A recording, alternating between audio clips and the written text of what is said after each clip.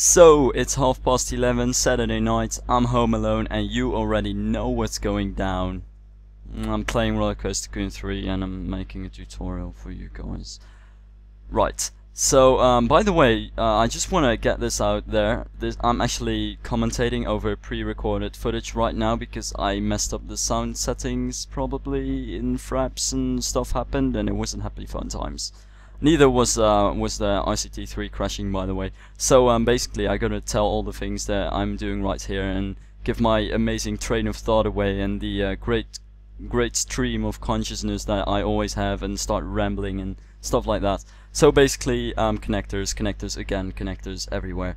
But in this case I'm just going to use the same as for the big, whatever you call those things, the big smooth gradual drops that I had in the beginning. And the first drop I usually take a gentle to steep connector for that part, and then for the upper part use a gentle connector. There's usually not even a steep connector for small hills like these, don't know why.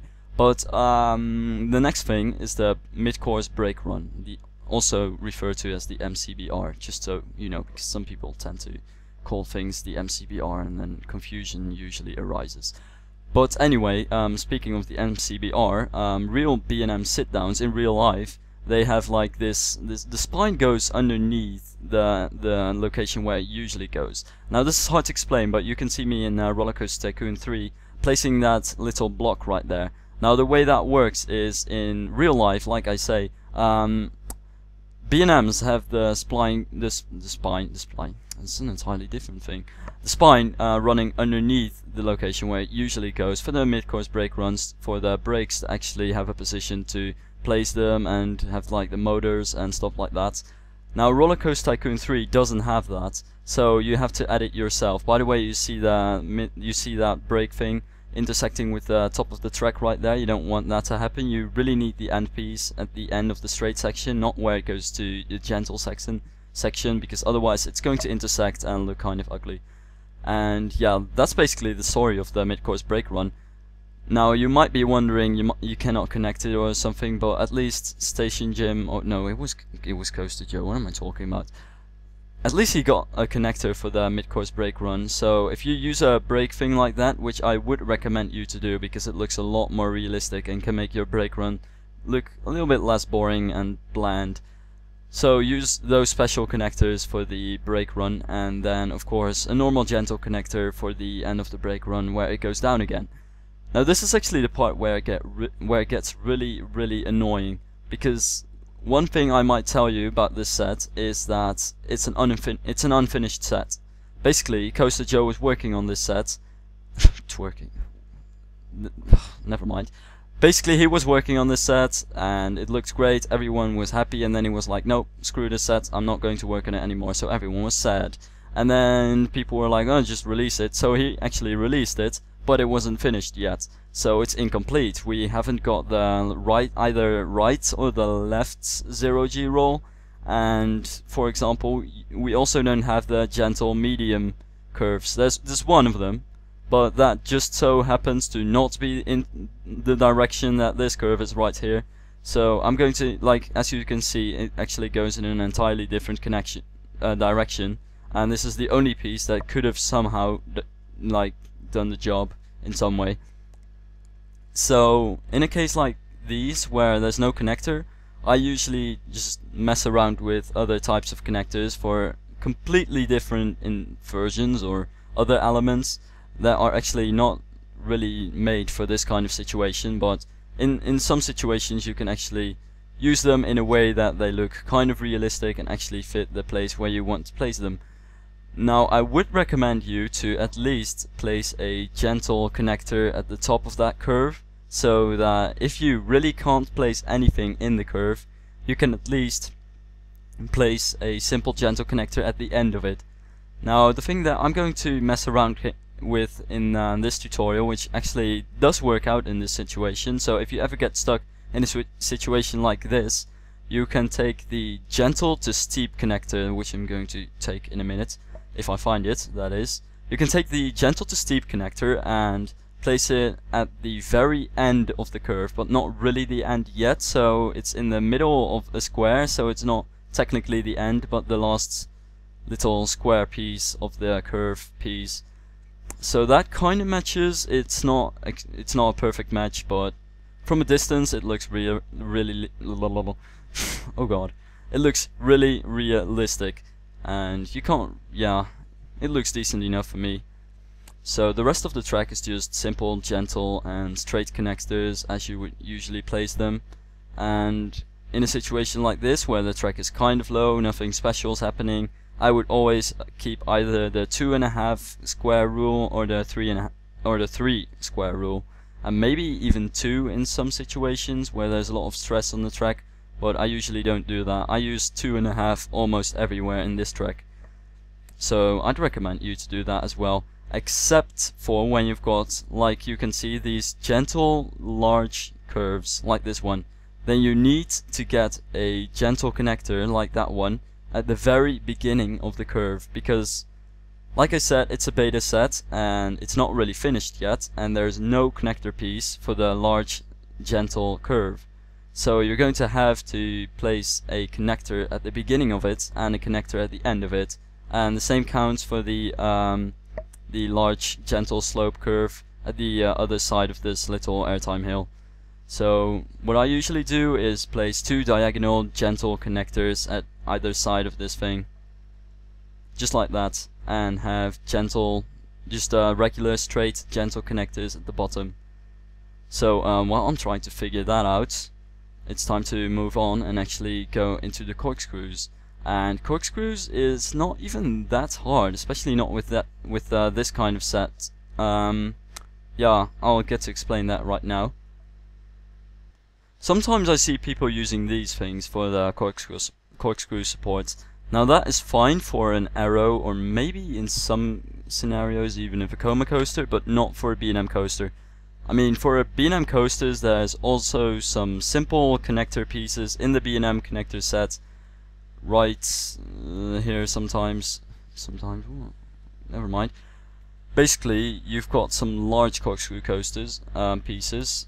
By the way, speaking of large corkscrews, I always use large corkscrews in my layouts. Never ever use small corkscrews, because in this game small corkscrews are kind of painful and small. Yeah, they're not really nice and not smooth and just painful in general. But I guess that if you're building a arrow coaster, for example, you might want to use them because arrows are small and painful and not smooth. But moving on, this is B&M coaster, so we're not going to do that. We're going to use large corkscrews and use large corkscrew connector pieces. So while we're doing that, yeah, then you have to take no, you're not going to take Moby Steel Jungle yet. I first want to finish off all these things before I forget that.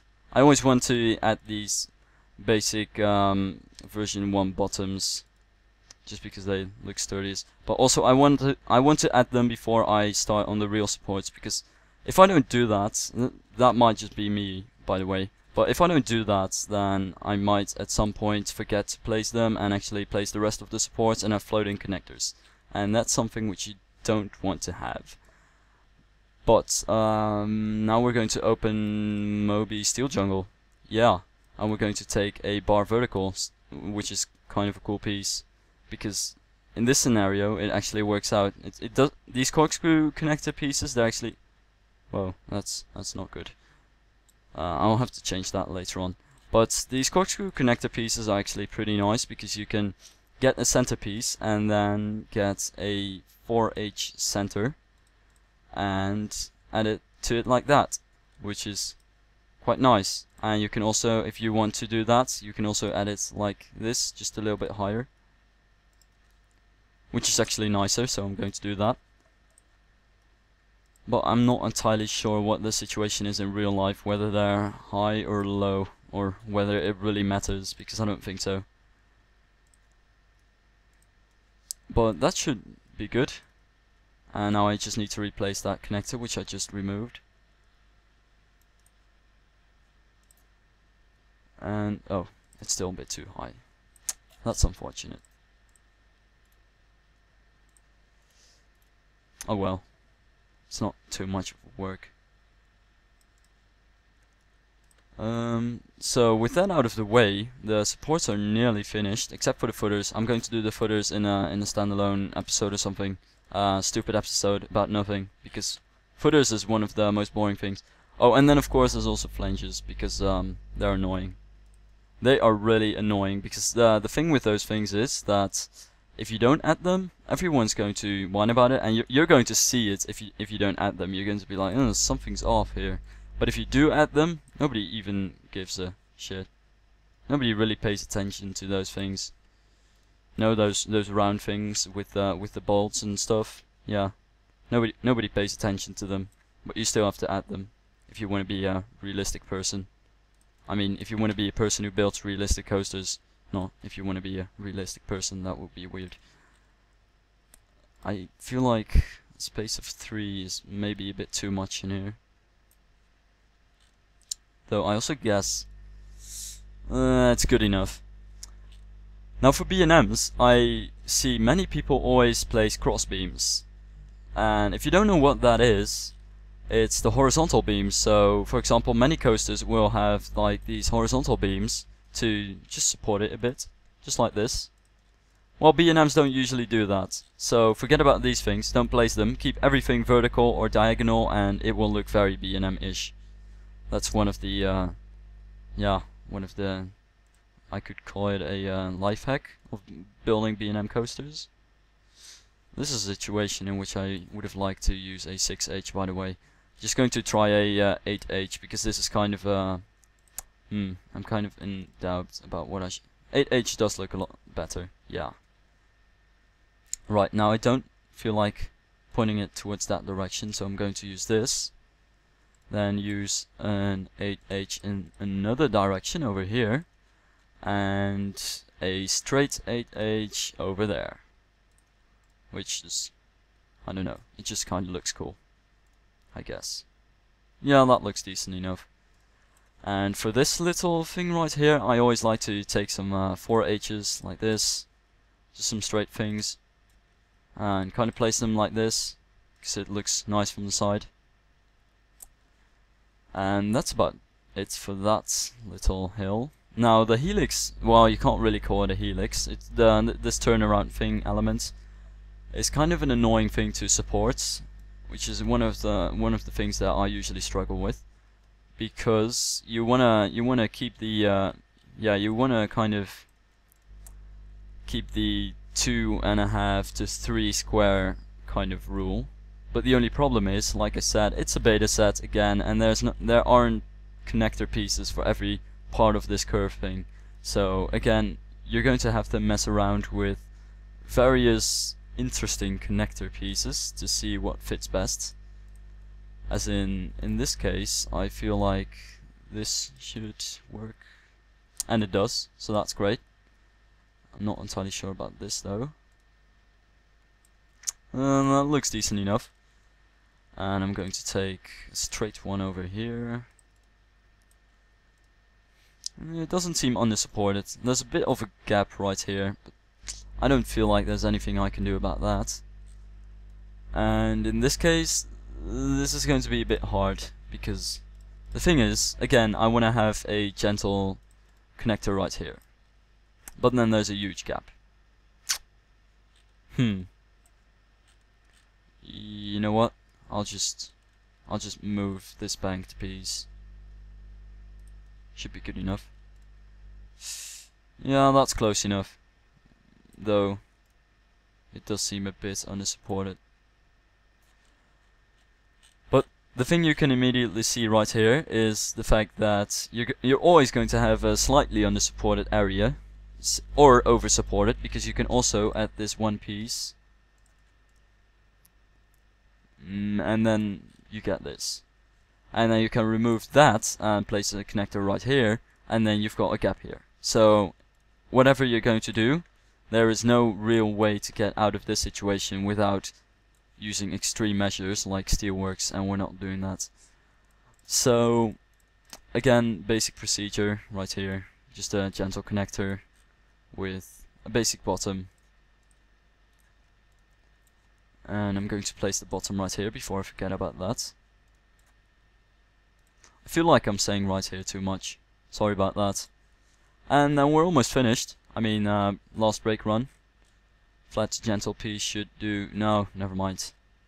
Because I can count... This is where it touches the ground. Then I should kind of place the connector right here. That's just a small rule of thumb that I like to use. Not sure if it's really realistic or anything, but so far it's been effective at making decent looking supports.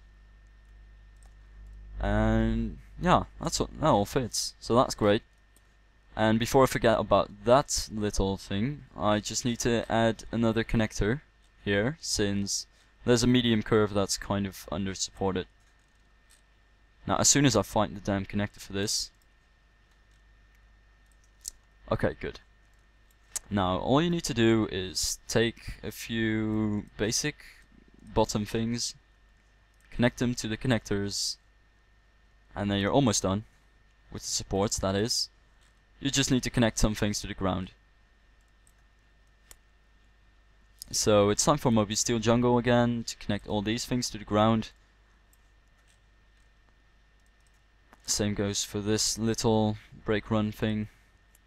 Don't worry about the brake run right now, by the way. You can just normally support it now and worry about the brake run scenery or transfer track if you want to do that later on. You don't really need to keep that in mind when you're doing the supports. Now adding the beams to these curved things can be a bit tricky at sometimes, because they have some weird placements like center and edge and stuff like that. Now I do notice that it's a bit under supported at this point. It does look that way. Oh, it's an edge piece. Though again, I'd argue it's just about enough. I would normally go for just a few more support. That came out really weird. Just a few more supports, but the thing is, if I want to try that out, I'm going to have to mess around for a very long time, and they won't all connect perfectly. And I do want them to connect in a really nice way, and this does seem somewhat acceptable, so I'm just going to keep it this way. And since this is about 4H high, I think. Oh no, it's actually 3H. I might as well just use 3H. No, I can't. It's a centerpiece. Never mind about that. Centerpieces are annoying. You can't do much with them, but you can just forget about those. So I think that's about it. Yeah, that's all the supports for this coaster. And don't really worry about the coaster looking under supported, or sometimes people feel like there's a lack of box supports, because some coasters they have these sturdy box supports, and the track does look really big in comparison to the supports. But this is quite normal for a B&M. By the way, I just noticed this. B&Ms have really thin supports when you compare it to how big the track actually is, which is just if you didn't know, this is actually something that I don't know, even though I'm not really a coaster enthusiast. B&M tracks are hollow, so they don't really weigh that much. So this should be about enough supporting for this track. So that's about it for today's episode. Join me, tune in next time, by the way, for the next episode, when we're going to have some happy fun times with flanges and footers, which is going to be great. So till then.